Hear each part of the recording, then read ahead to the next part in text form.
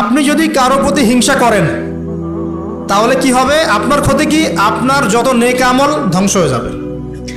হিংসা সেভাবে নেক আমলকে পুড়িয়ে দেয় যেমন করে আগুন কাঠকে পুড়িয়ে দেয়। হাদিস শুনেছেন হাদিসটা? হিংসা সেভাবে নেক আমলকে পুড়িয়ে দেয় যেভাবে আগুন কাকে পুড়িয়ে দেয়? কাঠকে। আগুন কাঠে আগুন ধরিয়ে দেন, কাঠ বাকি থাকে?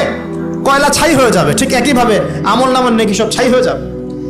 আর যদি আপনাকে কেউ হিংসা করে, ঈর্ষা করে, মানে ঈর্ষা না, হিংসা করে এবং আপনার দিকে বদনজর দেয়, হ্যাঁ, আপনার ক্ষতি চায়, আপনার সাথে কুফুরি করে ইত্যাদি, তাবিজ কবজ করে, তখন আপনারও ক্ষতি হতে পারে।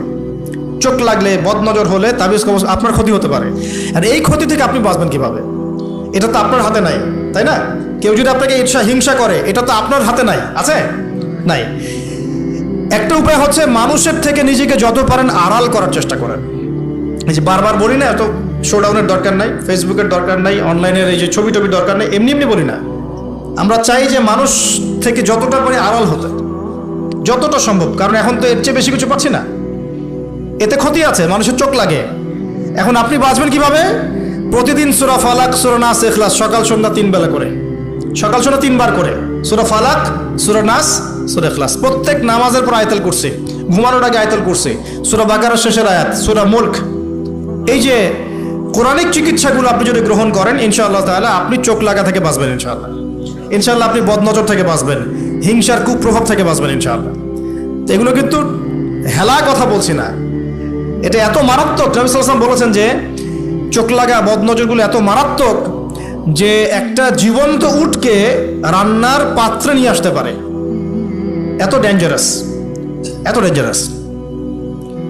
তো হিংসা করবেনও না, হিংসার শিকারও যেন না হন। এই জন্য সূরা ফালাককে বেশি বেশি তিলাওয়াত করবেন। কুল আউযু বিরাব্বিল ফালাক মিন শাররি মা খালাক ওয়া মিন শাররি গাসিকিন ইযা ওয়াকাব ওয়া মিন শাররিন নাফাসাতি ফিল উকাদ ওয়া মিন শাররি হাসিদিন এই যে ইযা হাসাদ। আমি হিংসুকের হিংসা থেকে আল্লাহ তোমার আশ্রয় চাচ্ছি যখন সে হিংসা করে। পারবেন ইনশাআল্লাহ? আর কি করা যাবে না? আল্লাহর নূর মারিফত পেতে হলে অহংকার করা যাবে না। কি যাবে না? আল্লাহ পাক সব পছন্দ করলে অহংকার পছন্দ করবেন না। আল্লাহ পাক অহংকার পছন্দ করবেন। আল্লাহ পাক অনেক পাপ মাফ করে দিতে পারেন, অহংকার আল্লাহ পাক খুব কঠিন ভাবে ধরেন।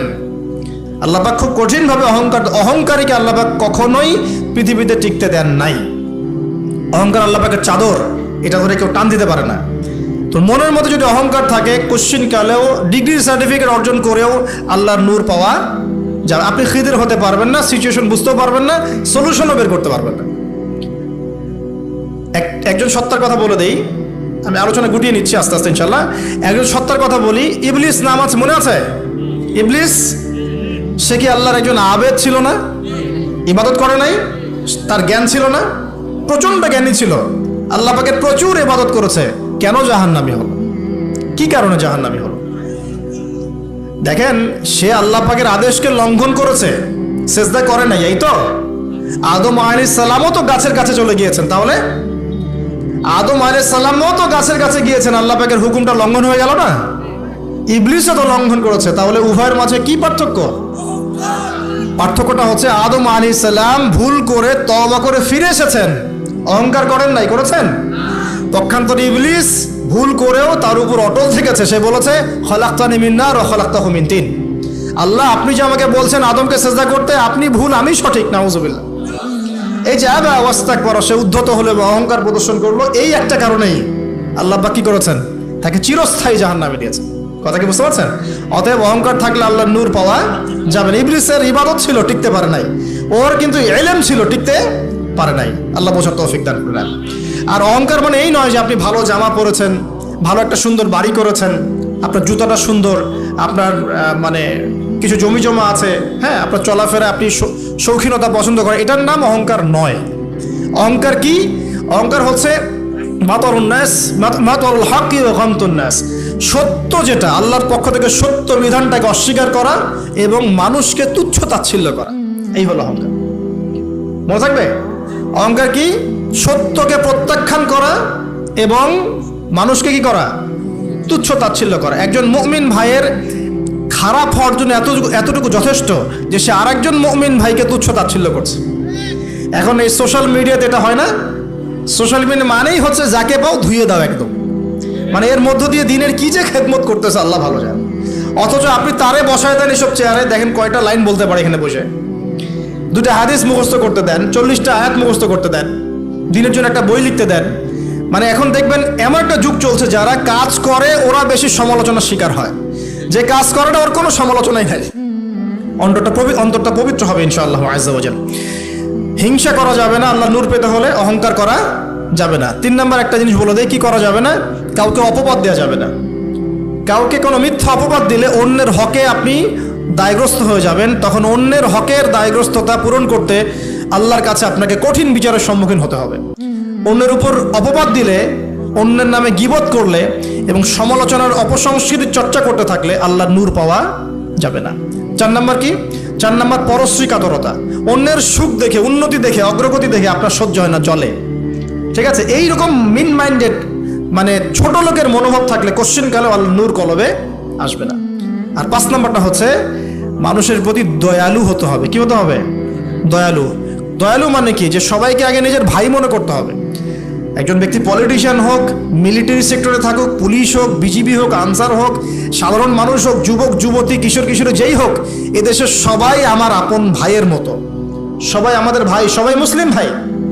হ্যাঁ, ওদের মধ্যে মাযহাবী পার্থক্য থাকতে পারে, তরিকার পার্থক্য থাকতে পারে, পলিটিক্যালি পার্থক্য থাকতে পারে, মতাদর্শের পার্থক্য কি থাকতে পারে না, থাকতে পারে। সবার মত কি একরকম হতেই হবে? কিন্তু তারা সবাই আমার মুসলিম ভাই। যতক্ষণ পর্যন্ত না তারা প্রকাশ্য কোনো কুফরির ঘোষণা দিয়েছে, ততক্ষণ পর্যন্ত কি সবাই মুসলিম ভাই। আগে সবাইকে ভাই মনে করে জনদরদিত হতে হবে। আগে সবার ভালোটা বুঝতে গেলে আগে জনদরদিত হতে হবে, রহম দিলওয়ালা হতে হবে। আপনি হকের উপর থাকবেন, ন্যায়টা ন্যায় হবে, অন্যায় অন্যায়। ন্যায় যদি আমার দুশ্মনও করে সেটাও ন্যায়, আর অন্যায় যদি আমার বাড়ির লোক করে সেটাও অন্যায়। একটা সৎ অন্তর লাগবে তো আগে। এই রহম দিলওয়ালা না হতে পারলে খিদির হওয়া যাবে না। কারণ আল্লাহ পাক খিদির সম্পর্কে বলেছেন যে আমি খিদির আলাইহিস সালামকে আমার পক্ষ থেকে রহমত দিয়েছিলাম, দয়া দিয়েছিলাম। সুবহানাল্লাহ। ওয়া আল্লামনাহু মিন লাদুন্না ইলমা, এবং আমি আল্লাহ খিদিরকে আমার পক্ষ থেকে জ্ঞান শিক্ষা দিয়েছিলাম। তো এই কয়েকটা বিষয় করা যাবে, আর কিছু কিছু বিষয় করা যাবে না। এগুলো যদি মেনে চলতে পারি ইনশাআল্লাহ আমাদের কলবের মধ্যে আল্লাহর পক্ষ থেকে আল্লাহর নূর আসবে।